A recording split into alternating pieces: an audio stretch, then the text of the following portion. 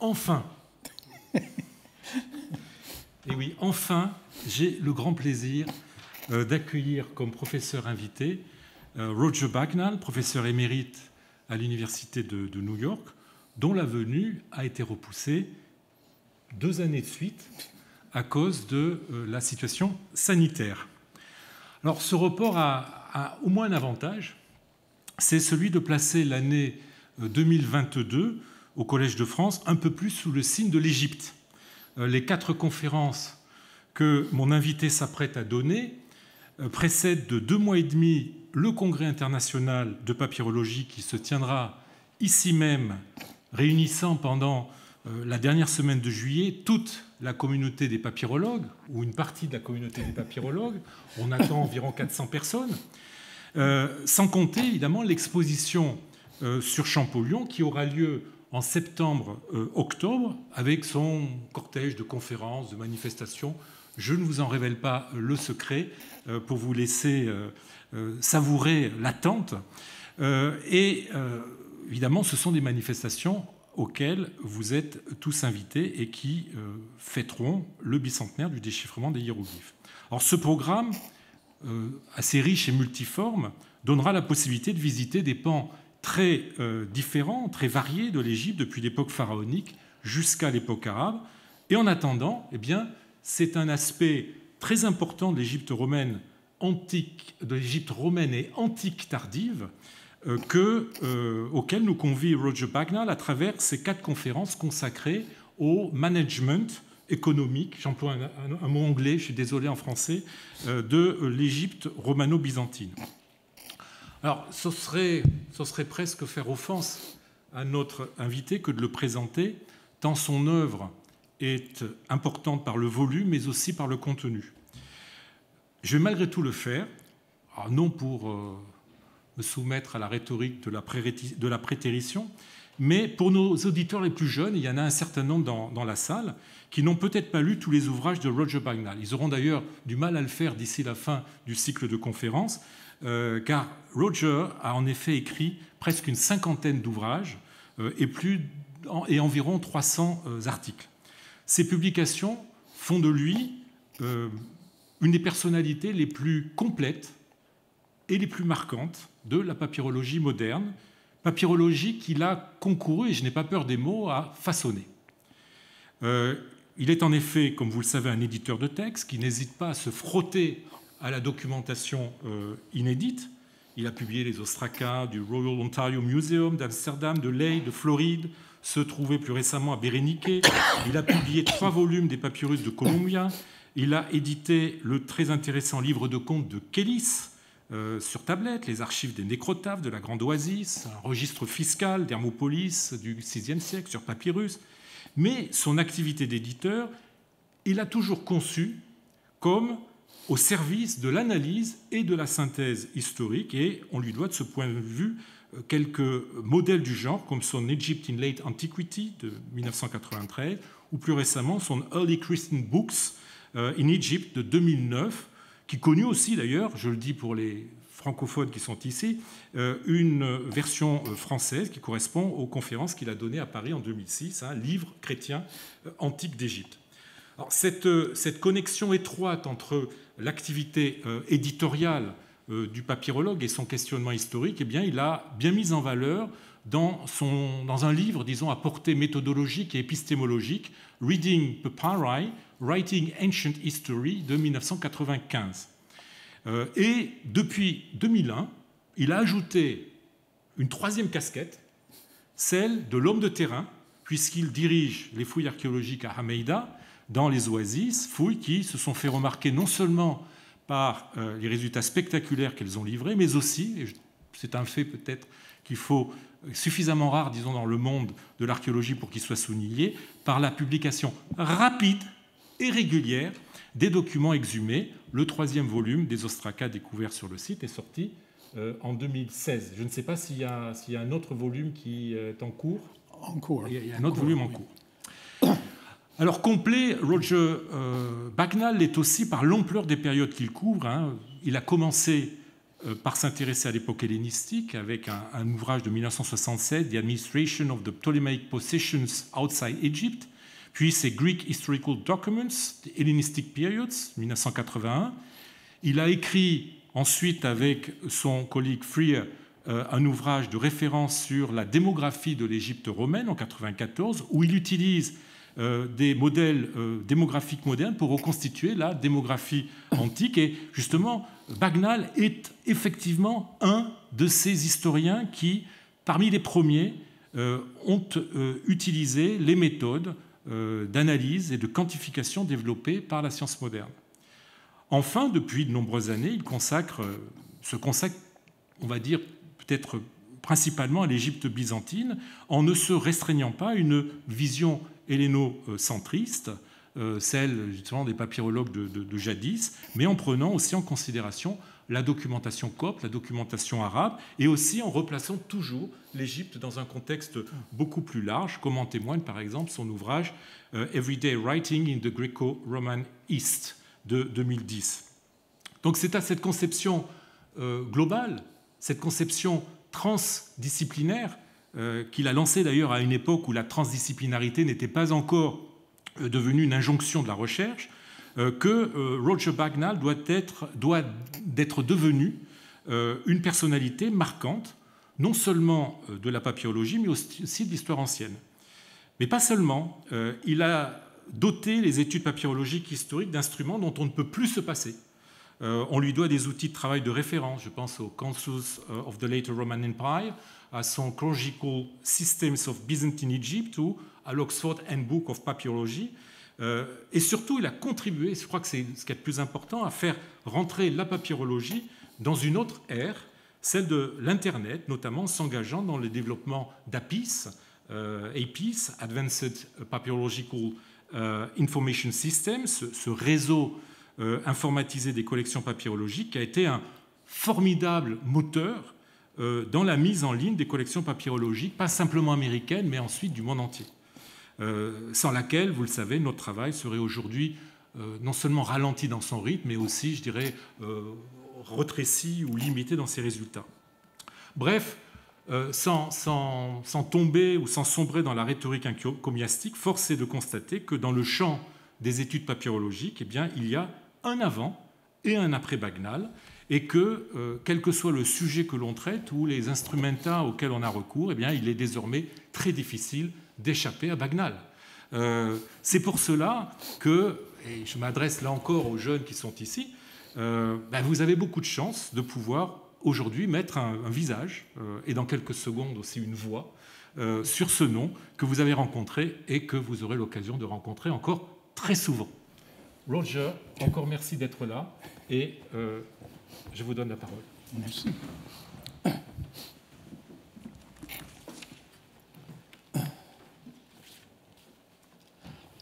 Thank you very much for that generous introduction. It is wonderful to be here at last, and indeed to be back in Paris for the first time in quite a while, even if my telephone tells me that the air quality is poor today, and on that I will blame all of the coughing that I may do. I want first to apologize for speaking in English throughout these lectures. There were two reasons for this, apart from its being easier. First, a sense that the international web audience for the recorded version of these lectures would find it easier. And second, as I shall explain, there is a sense in which management as an idea is rather peculiarly a product of the Anglophone world. These 4 lectures will be devoted to the question of how the complex economy, both public and private, of Roman and late antique Egypt was managed. My main focus in the following 3 lectures will be on the managers themselves. Who were they? How were they formed as managers? And what did they do? But such an investigation presupposes a description of what it was that they were going to manage. What was the nature and scale of the economy? And how was the labor force of Egypt deployed in support of this economic activity? This is obviously a vast subject on which much has been written, and is part, moreover, of a larger debate over the nature of the ancient economy in general. A debate that by now, I think, has moved beyond the simplistic primitivists versus modernists framework that was once commonplace, indeed not so long ago. But I shall have to limit myself to sketching the situation as I see it without the time to defend my choices in any detail, which may come as a relief. There are many things about which we know quite a lot, others about which we know next to nothing. Much of this will seem obvious to specialists, but I do not think anyone has actually tried to put numbers on these things before. But even before that, I have to say what I mean by managing and manager and management. It is striking how rarely the general concept figures in the literature of papyrology. For example, a search in the Bibliographie papyrologique for manager yields just 7 results, 2 of them connected to the small book of Willy Clarisse and Katelijne van Dorpe about Zenon, the first version of which used the English manager in the Dutch title. That already tells you something. The French version rendered this as homme d'affaires, a phrase that in English would normally be translated businessman. French dictionaries tell us that manage and its derivatives may be rendered with diriger, administrer, or gérer, and their derivatives. The difficulty may be seen in the diversity of names given to business schools in France, mostly using English language names with the word business, but some in French with commerce or management, indeed, the latter obviously seen as a loan word. Only one uses the term gestion, which it seems to me would be the most general term. And therein lies the nub of the problem. The term management in the names of business schools in the United States has been chosen, whether explicitly, as is true in some cases, or implicitly, to assert that the skills needed in business are not fundamentally different from those required for managing nonprofit organizations or public entities. An activity perhaps more normally described in both English and French as administration.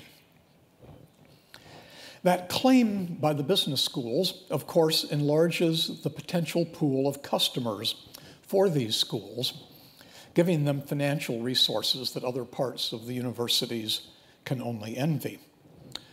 But oddly enough, their claim seems to me correct in the case of Roman Egypt, with the porousness of the boundaries between public and private activities, and, as I hope to show, between the skills needed in these spheres.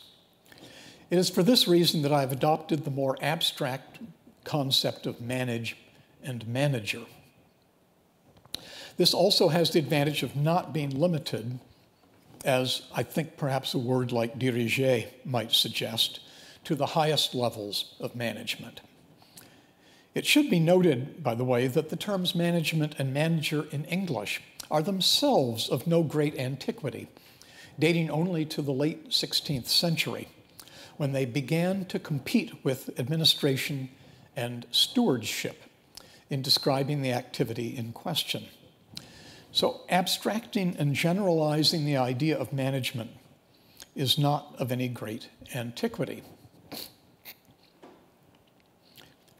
The other results in my bibliographic search included 3 references to estate managers, one to a manager of the Graphéon at Caranis, and a citation of the book of Jean-Jacques Aubert on business managers in ancient Rome. a book that focuses on Italy and explicitly excludes Egypt from its purview, apart from a couple of pages. It has, moreover, a subtitle that suggests another dimension to the problem. Quote, a social and economic study of institutores, 200 BC to AD 250. Although Aubert's focus on the importance of managers is useful, his focus is strongly legal. He argues that the classic Roman villa organization of Italian agriculture was the central driver of this model of organization, which is, moreover, based on slave and freedman personnel, something that, in my view, plays a much less important role in Egypt, particularly in agriculture. A search in the Bibliographie Papyrologique on management turns up a somewhat larger universe, which includes state administration, water management, the direction of monasteries, and even risk management, among other subjects. But only to a limited degree does this literature help bring out the figure of the manager, and thus give a sense of how management was carried out. Perhaps the most obviously relevant book is Dennis Kehoe's, the second on this slide, which was published in 1992. Excuse me. This book will come back into our investigations of some specific managers. But the most striking aspect of this book is its very tight top-down focus on the owners of land and their strategies for extracting an income from their properties. The actual nature and operations of the managers employed by these landowners receive comparatively little attention. Toward the other end of our time period, there is an illuminating analysis of the layers of management of imperial estates in the 5th and 6th century in Azzarello's book, the third item here. This contributes importantly to the discussion of terminology in my third lecture, but it is aimed at elucidating the hierarchy and relative responsibilities of these managers, and at comparing the imperial structures to those of the estates of the Appian family, not looking at their formation or indeed their daily activities. The most important treatment of managers in Roman Egypt, curiously enough, did not turn up in such a bibliographic search. This is, of course, the last item on the slide, Dominic Rathbone's fundamental book on the Appianus estate and the archive of Hieronymus. This rich study will provide material for all of these lectures, particularly the third and the fourth. But the estates of Appianus and related figures in this archive illuminate only one end of the spectrum of management of private landed wealth. And one of my purposes is to provide a wider context for the models that we see at work in the Hieronymus papers. These lectures will not only be about the economy, they will also, equally importantly, be about an aspect of the written culture of Roman and Byzantine Egypt. This is the case partly and superficially because it is above all from the documentary sources that we gain insights into management.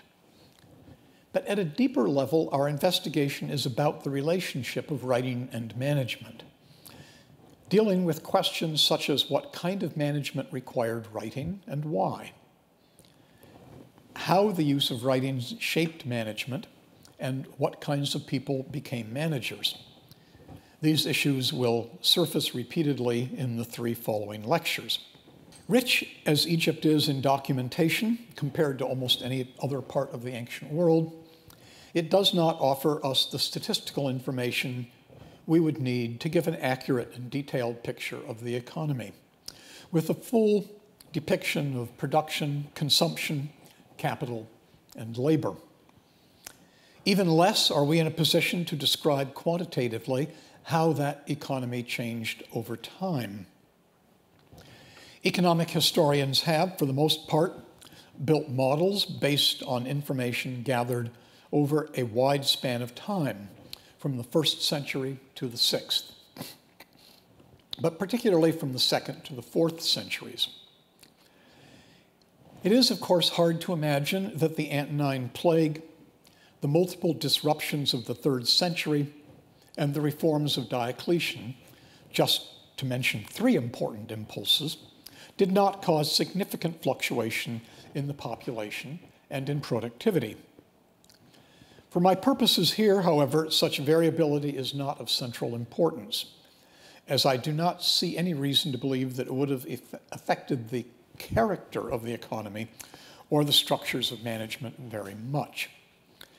That is not to say, however, that the evolution of the economy over the centuries did not change the needs and opportunities for management and the use of writing in management and in education.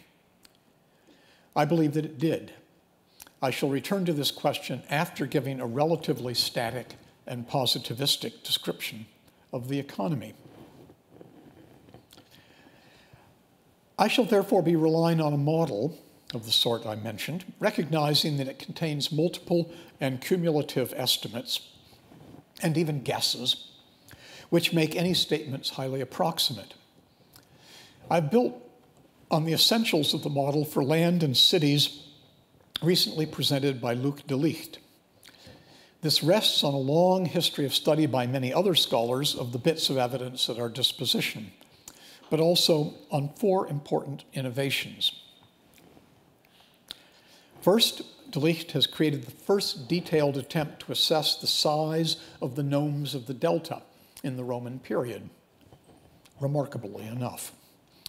Second, he's restudied the sizes of Upper Egyptian nomes. Third, he's gathered a lot more information for the surface areas occupied by the cities of Egypt, mainly the nome capitals, than anybody has done before. And fourth, in calculating the areas of the nomes, he has adjusted the figures for the percentage of land that was probably under cultivation and the relative fertility of different regions, based largely on evidence from the 19th and early 20th centuries.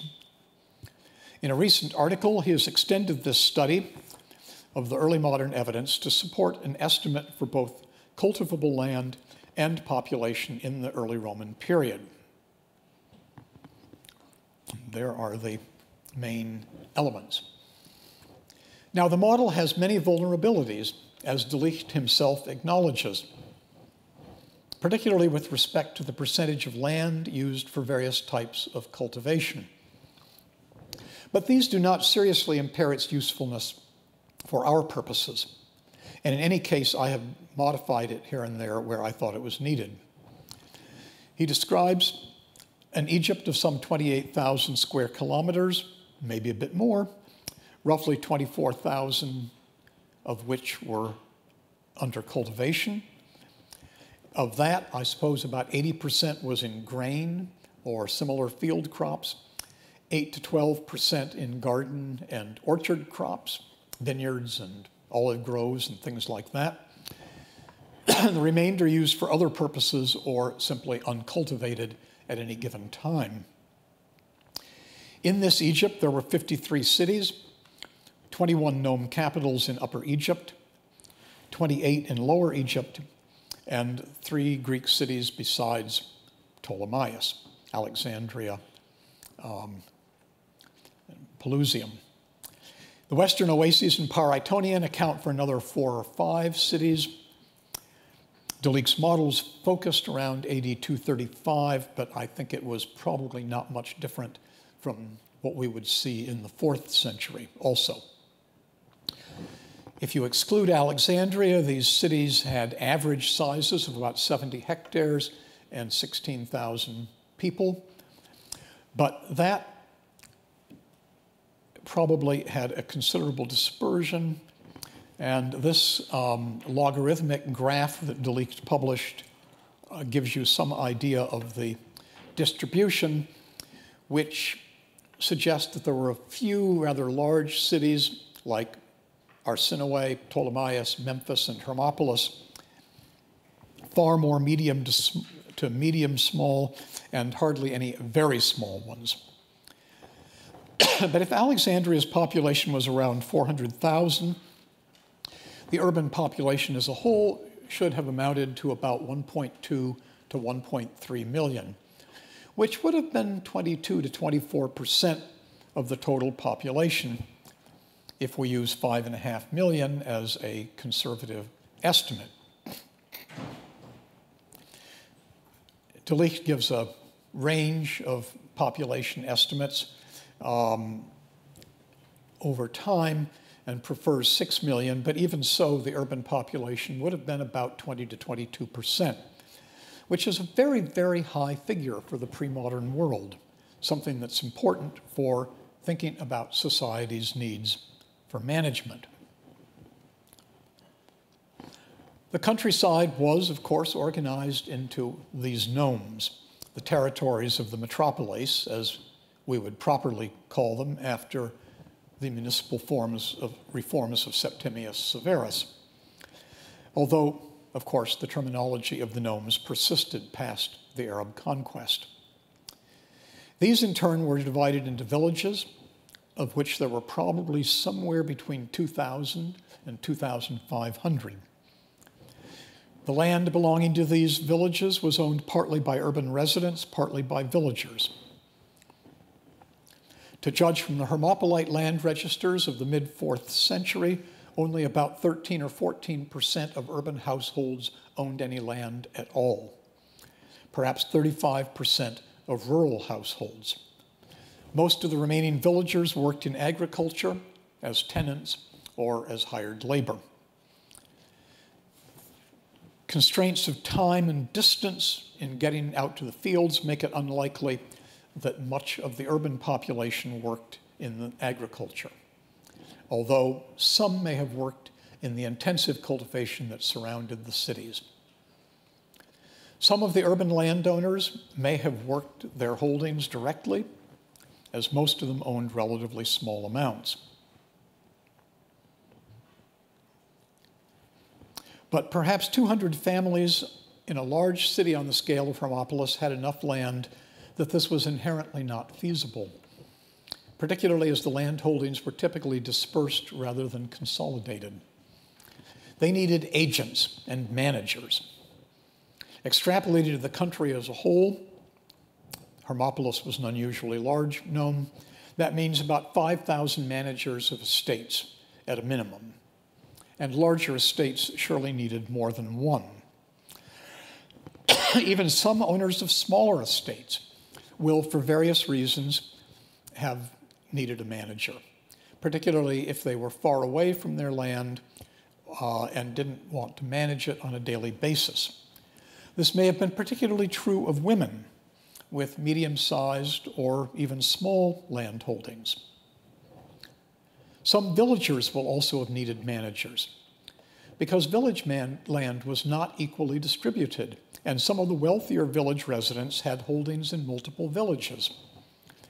These were no doubt a very small percentage of the whole, but if there were nearly 900,000 village households in the country, a little over 300,000 of them owning land, even if 2% of landholders needed agents, we would need another 6,000 or so managers. It's thus hard to suppose that there were fewer than 10,000 such managers across the entire province, and this may be a significant underestimate. This doesn't, of course, mean that all of them worked as managers full-time. Such a general statement, however, colorless it may seem, may conceal important changes. Even taking account of the growth in the total numbers of published papyri, which peak in the 2nd and 3rd centuries, the use of the two main terms for estate managers, frontistes and pronoetes, grows strikingly over the Roman centuries. This is something I will come back to in the 3rd lecture. These terms are hardly attested in the 1st century, when pronoetes essentially is not found at all. Frontistes is rare in the 1st century, BC in the 1st century AD, becomes commoner in the 2nd century, and better attested in the 3rd, while pronoetes begins to be better attested after 250 and comes to dominate the late antique documentation. Of course, there are numerous archival finds that affect these numbers, and that's why I don't weary you here with pseudo-statistics. I shall give a bit more detail later. But despite all reservations, it looks as if there is a rise in professionalism, marked by specific agent nouns used to identify the roles of these men. Now, large estates involved much more than farming labor devoted to planting, tilling, and harvesting. Agriculture might require the management of water sources, whether of the floodwater or of water drawn by machinery. Security for crops, for threshing floors, for oil and winemaking production, and storage facilities, all of which required guards. These were presumably all ultimately under the direction of estate managers, but it is certain that at least in some cases there were foremen supervising these workers and in turn reporting to the estate managers.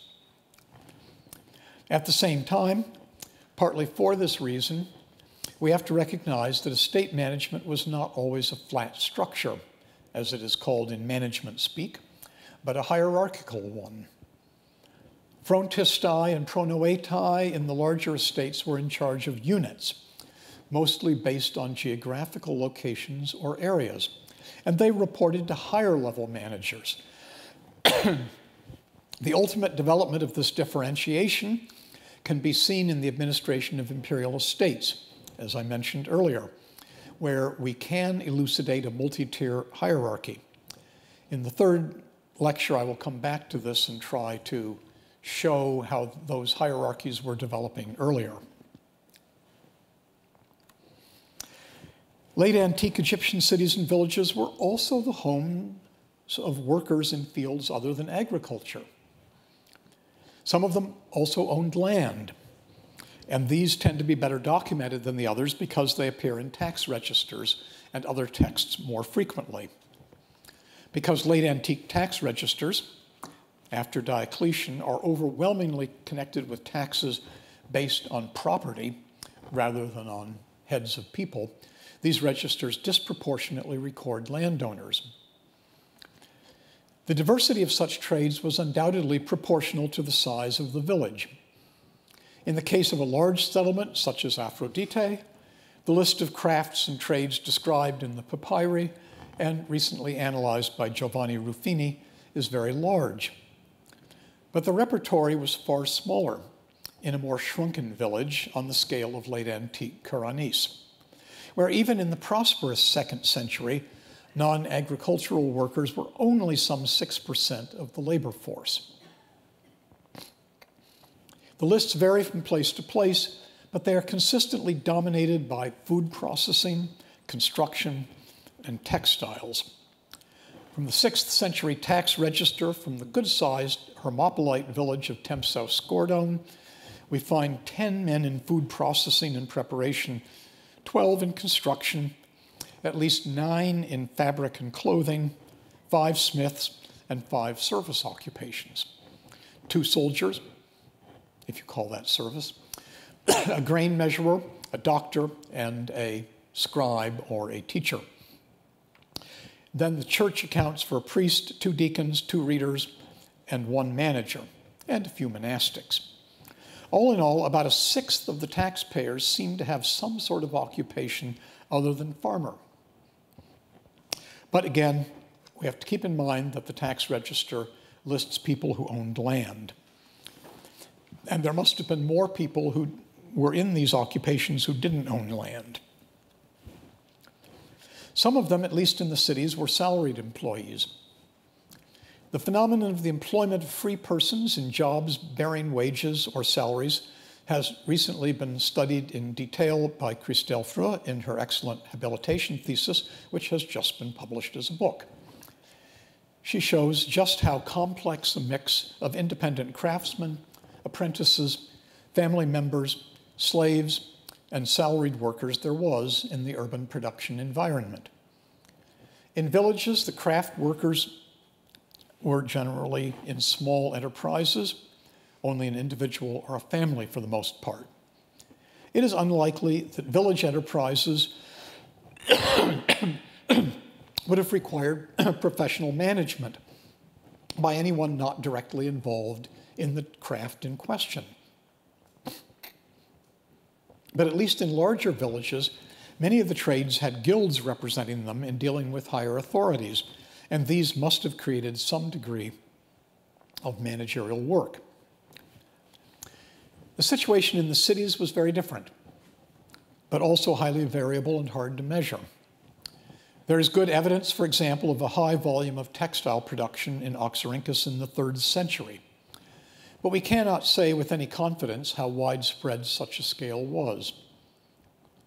My strong suspicion, but it is only that, is that the size and complexity of urban production enterprises were distributed in a fashion similar to that of the sizes of urban populations, with the concentration of large and complex organizations in the larger cities.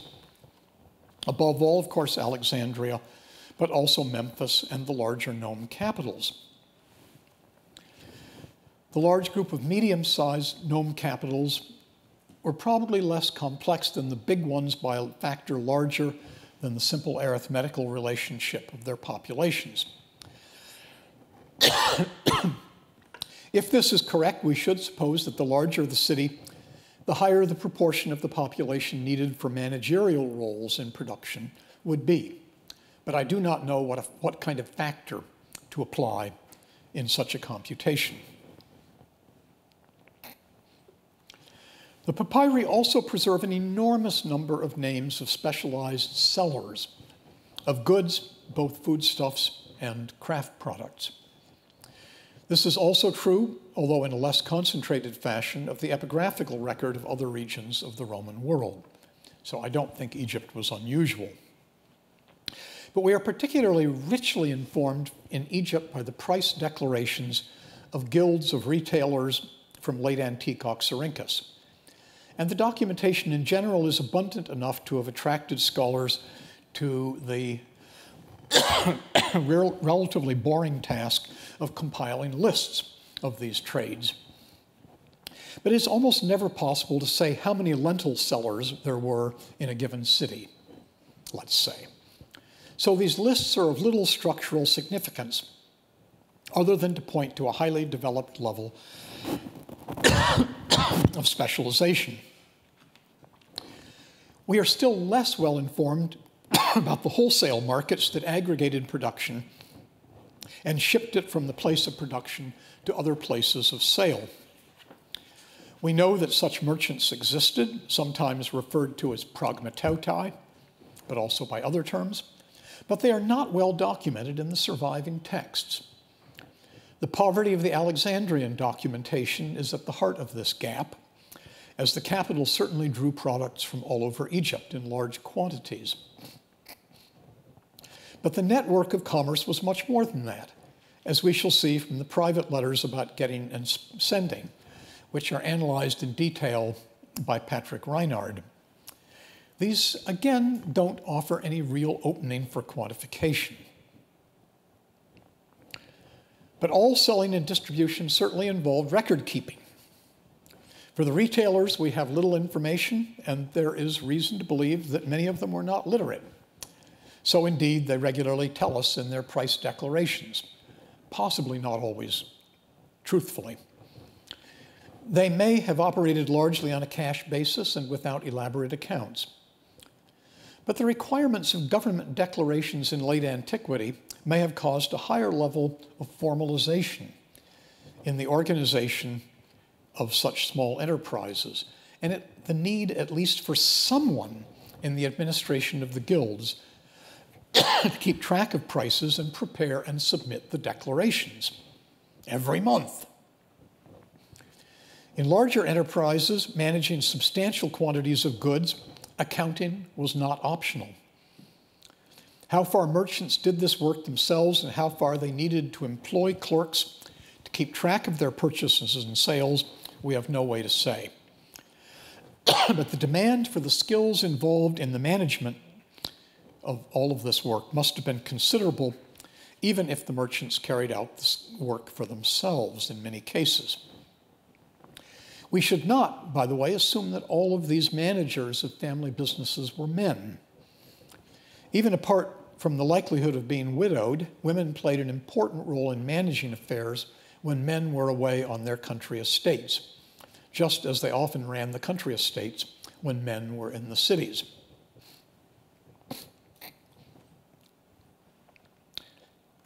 Now, turn to public administration. We must think about 3 levels of administration when we think about the needs for trained manpower. First is the imperial administration.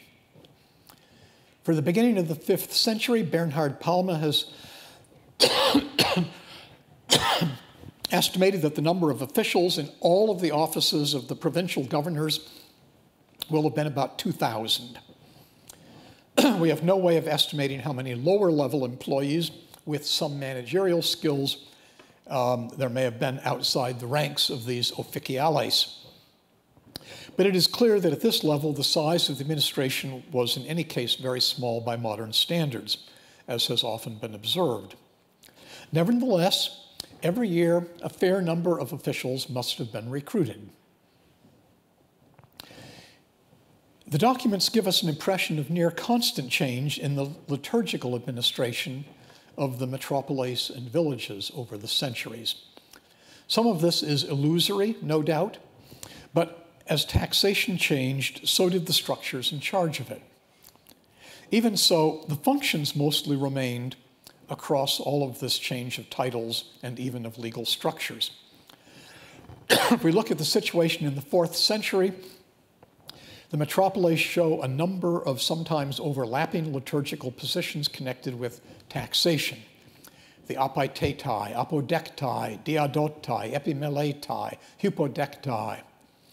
They were supervised at the nome level by the logistes and the exactor, and at the pagus level by the praepositus pagi.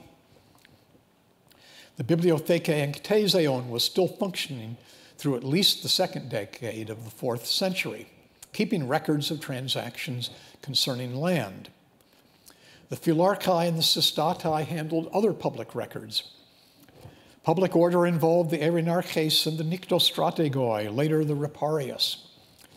The classic civic institutions were still represented by the prytanis, the gymnasiarch, and the kosmetes, perhaps also the exegetes and even the agronomos. As we will see later, the gymnasiarchs needed a manager. There was a public banker.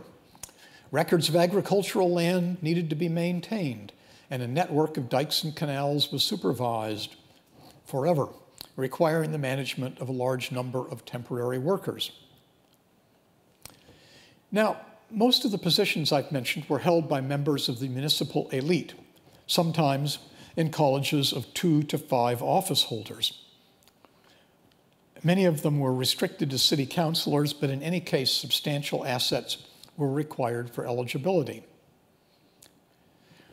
Those assets were, of course, landed wealth, and the men who owned these estates thus had significant managerial challenges already on the private front, to which public duties only added. It is clear from a variety of documents, including tax receipts, registers, and correspondence, that the holders of liturgical positions employed men to do the actual work of collecting taxes, keeping records, and supervising compulsory labor. These employees signed on behalf of their employers, often without indicating so. Now, in no case do we have the evidence to say exactly how many liturgical office holders there were in a metropolis in a given year, but I don't see how it could have been less than 35. And their total staffing can hardly have been less than 100. The numbers may have been a little more in large nomes, a little less in small nomes, but most of these tasks had to be carried out, no matter how large or how small the city was.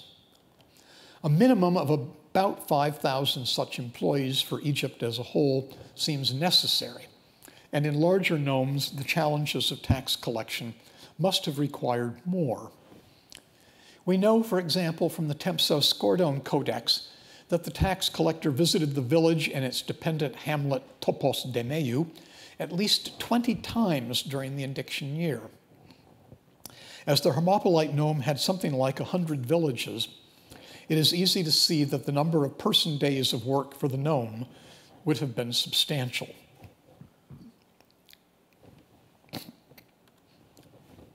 At the village level, liturgical offices were somewhat fewer, but many of them involved multiple holders each year.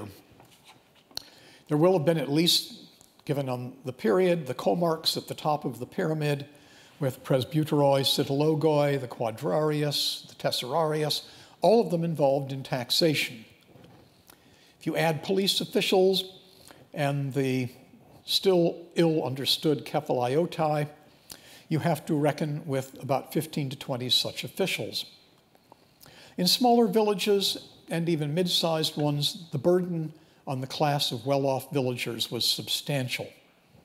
We can see its workings in the frequency with which Aurelius Isidorus held office, pretty much every other year. We know that many of these men would not have been literate, even among the wealthier, so performing the extensive paperwork responsibilities of the positions was not an option for them. Their secretaries and assistants can hardly have been fewer than 20 per village. And if so, that means, let's say, 45,000 or even 50,000 for Egypt as a whole. It's a lot of people. Even without the graphea that were a feature of villages earlier in the Roman period, the volume of local records to be compiled and transmitted to higher officials must have been large. We should also take into account the fact that the administration of taxes involved not only the public officials of a given year, but those who coordinated the payments to them. We have a number of accounts, for example, giving the assessments of various members of a pitakion, or unit of taxation. Someone had to draw up such assessments and administer the collection and delivery of the amounts on them. Again, not all of this work involved writing, but some of it did.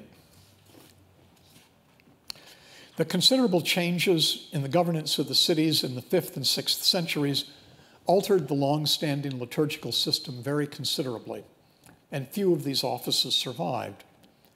But the work they did was not eliminated. As public duties were taken over to a large degree by the so-called fiscal shares, most of this labor and its managing must have moved with them into the hands of the pronoetai and those working for them. Services. Although services in general were not as large a part of the ancient economy as they are today, the relatively low cost of labor and the undeveloped state of technology meant that they were far from negligible.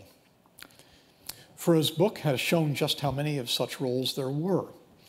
Many represent unskilled labor, and in most cases, probably the only management at stake was in the household or the shop. Only the largest and wealthiest households would have needed managers to deal with their domestic servants or nurses.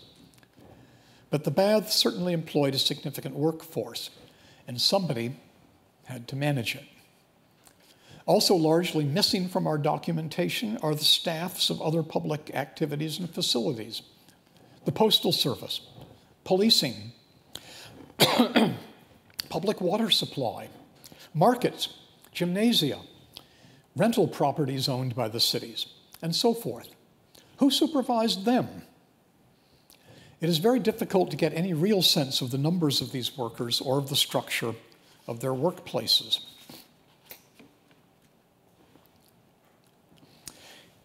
The only area outside those already discussed for which we can make any guess at administrative staff in late antiquity is the church. There's not much evidence for administrative staff in village churches, which had small numbers of clergy, few of them full-time themselves, and few assets other than the building and its furnishings. This is the one area in which late antiquity may have seen a reduction in administrative staff, at least temporarily, as the temples of the earlier centuries certainly involved more management, if only to comply with regulatory demands. In the metropolis, matters were different. The seats of the bishops certainly had not only oikonomoi, or chief stewards, but some subordinates for keeping track of revenues, expenses, and assets, as well as supporting the bishop in his burden of correspondence. But it would be hard in the 4th century to imagine that this body of administrators amounted to more than about 500 for Egypt as a whole, apart from the patriarchate. Other metropolitan churches may also have had some administrative staff. Much harder to assess is the world of monasteries. These in many ways functioned as patrimonial structures, both in their familial ideology and in their resemblance to private estates.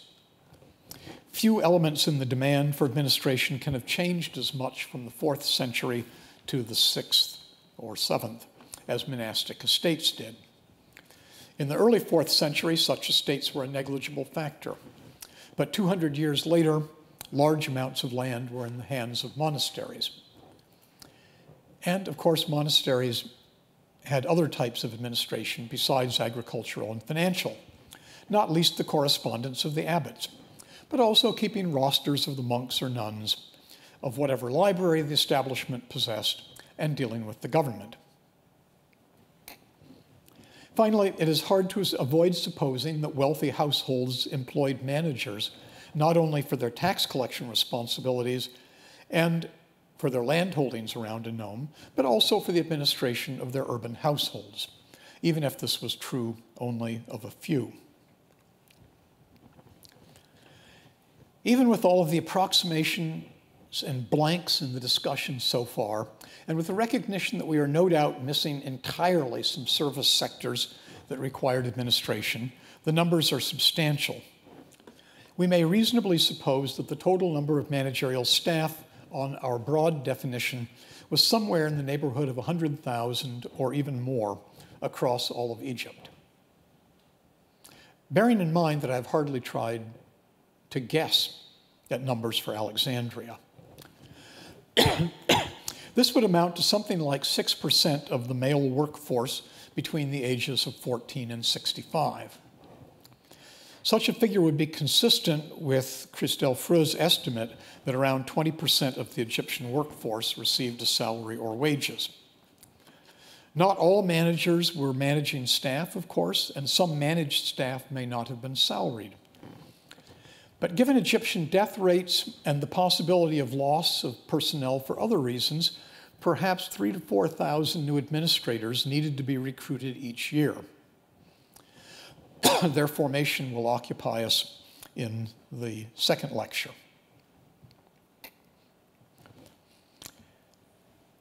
I've already mentioned the increased use of terms for managers during the centuries of Roman rule. There are reasons to believe that this is no accident in our documentation or mere fashion of vocabulary.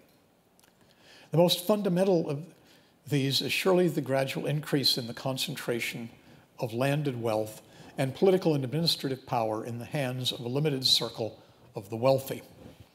The growing land holdings of the governing class created a steadily rising need for suitable individuals to manage these holdings as they surpassed what an individual could take care of and still, of course, have leisure for the public roles to which their wealth qualified them. I'll come back to this point in the final lecture.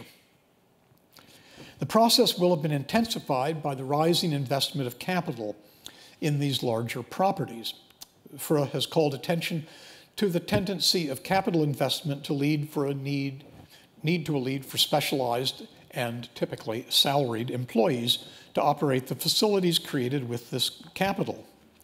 It follows, I think, that the increased staff will have strengthened the pressure for competent supervision, as well as for accounting. Indeed, it appears that the sophistication of accounting rises steadily through this period as well. Wealthy landowners investing capital had stronger incentives to demand to see what the results of their investments were. Here again, I would agree with Freud's assessment that direct management of properties led to a greater demand for sophisticated accounting. We can see the tendency toward abstract analysis of the use of inputs beginning in the late first century and accelerating in the second, and even more in the third century, as do terms like ergati for man days of labor, which come into wider use. It is no accident that we find the greatest abstraction to date and the most analytic approach in the accounts of Hieronymus, as Dominic Rathbone showed.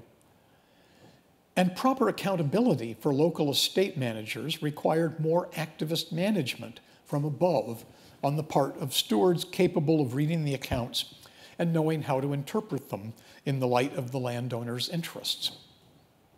A lower level manager might get by with fairly simple ledgers of income and expense, but these will not have given his superiors the information they really needed. One might think that change would have been less in the public sphere, but I don't think this was so. As the liturgical system became ever more widespread and encompassed more of the activities required by the government, the liturgists will have felt the same kind of need to control the activities of those they employed to carry out their duties of collection and supervision. This is hardly surprising, since they were, after all, largely the same people as those who needed assistance in managing their estates. But there's another less clearly demonstrable area of growth, that of civic activities. As the cities gained administrative autonomy over the course of the 2nd century, and then still more from Severus on, they did not merely take on duties performed by someone else earlier. They increased what the cities did. The great growth in building activity that seems to have followed the Severan reforms will have provided new facilities to be managed and probably new services as well. Some of this no doubt declined after the 4th century, but the wealth and energies were almost certainly just redirected, in many cases into charitable institutions under the control of churches or monasteries. These too, as we have seen, required management. Management was not new in Roman Egypt, of course, but the evidence suggests to me that it was not only quantitatively but qualitatively different from what we find in Ptolemaic times. There's a strongly Roman stamp on the entire enterprise, a view I shall defend in more detail in the 3rd and 4th lectures.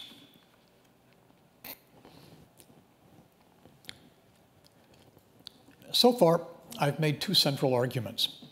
The first is that the economy of Roman Egypt, both private and political, required a substantial number of managers. These can be seen hierarchically, ranging from high-level stewards and administrators down to field supervisors of operations. The second is that the need for management grew throughout the Roman and late antique periods. The central driver for this process was the increasing concentration of landed wealth and power in the hands of a city-based upper class and eventually the institutions of the church. That process not only led to more vertical articulation of society, directly making the need for management more critical, it also resulted in greater investment and a greater use of salaried labor, both of which complicated the economy and required more management. And it centralized much activity in the nome capitals, directing more resources into a more highly managed environment and away from a village society of independent farmers, which required less. Over a very long trajectory, this process moved the needed managers to some degree from public employment under the Ptolemies into private hands. To get beyond such generalities, the next 3 lectures will be devoted to 3 topics. In the second, I shall consider the preparation of young men for careers in management. Even if there was no such generalized concept as management in everyday use, the people who carried out these responsibilities needed certain skills. What were these skills? How far did the educational system provide them? Here we can base ourselves not only on the extensive work on ancient education carried out in the past quarter century, but on newly published and forthcoming texts from the schools. The third lecture will try to identify managers in the written record. Some of this identification is relatively straightforward because of the use of titles, but there are other approaches that deserve consideration also. Who, for example, writes contracts on behalf of landlords or lenders? Can we find characteristic traits in handwriting? We also need to investigate who does the accounting for various enterprises and who carries out correspondence. How far are managers their own secretaries? Do they use what has been termed scribes? And who are the managers? What legal and social status do they have? In the final lecture, I plan to look more closely at managers at work, looking at some case studies that illuminate various aspects of their activity. I shall ask what value they actually added to society and economy, if any. In particular, I look at the nexus of writing and management that lies at the core of their activities, particularly at the higher levels. I shall conclude with some reflections on the essential role played by managers and their writing in making the political and social structures of the late Roman world possible. Thank you.